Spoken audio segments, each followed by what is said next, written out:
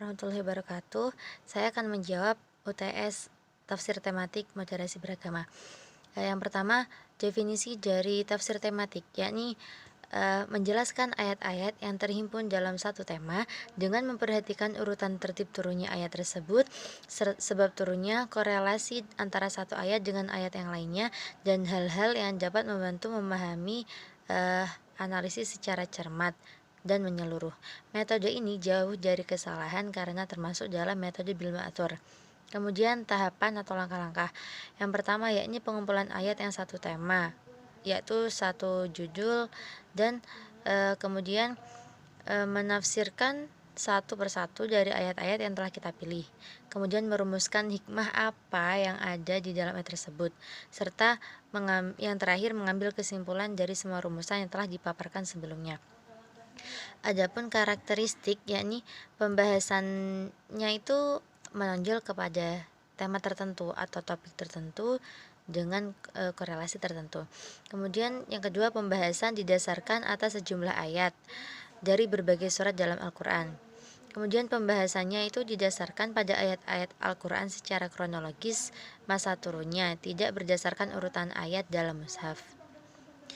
Kemudian yang karakteristik yang selanjutnya adalah pengkajian tema-tema yang dipilih secara tuntas dan menyeluruh dari berbagai aspek sesuai kapasitas atau petunjuk yang termuat dalam tafsirannya.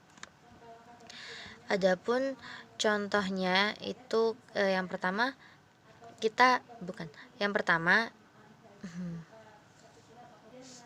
adapun contohnya itu, maaf saya ralat, saya akan mengambil tentang hubungan muslim dan non-muslim dalam Al-Quran.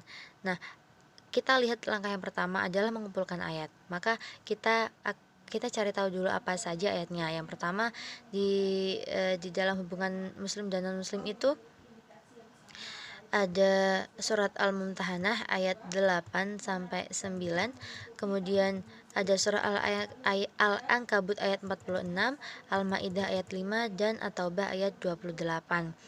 Setelah kita ketahui ayat-ayatnya, maka kita tafsirkan satu persatu. Nah, untuk menafsirkan ayat tersebut kita boleh menggunakan tafsir apapun, tapi tafsirnya tafsirnya itu yang kredibel, yang kredibilitasnya itu diakui. Kemudian setelah menafsirkan, jika ada asbabun nuzulnya boleh kita cantumkan, karena itu juga mendukung.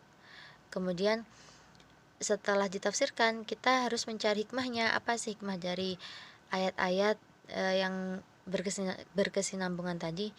Akan kita ambil salah satu contoh ya, yakni hikmah dari surah Al-Mumtahanah ayat 8 sampai 9.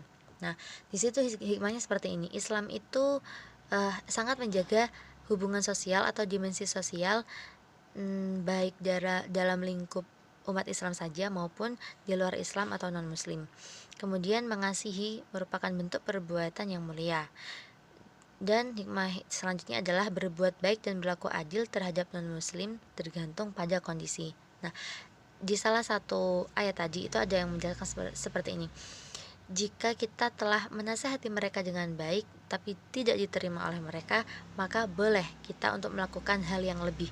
Jikalau mereka berdebat, maka kita harus membalas berdebat. Namun jika mereka memakai cara kekerasan, kita juga boleh memakai cara kekerasan. Nah, adapun setelah kita mengetahui berbagai hikmahnya, kita bisa mengambil kesimpulan dari ayat-ayat tersebut, yang mana kesimpulan dari hubungan muslim dan non-muslim ini merupakan Islam mendambakan kerukunan di antara muslim dan non-muslim, dan Allah telah menjelaskan cara-caranya di dalam ayat-ayat tersebut. Nah, itu dapat kita ketahui secara detail jika kita mau belajar. Terima kasih, semoga jawaban saya bisa menjawab, namun ada pun kekurangan mohon maaf.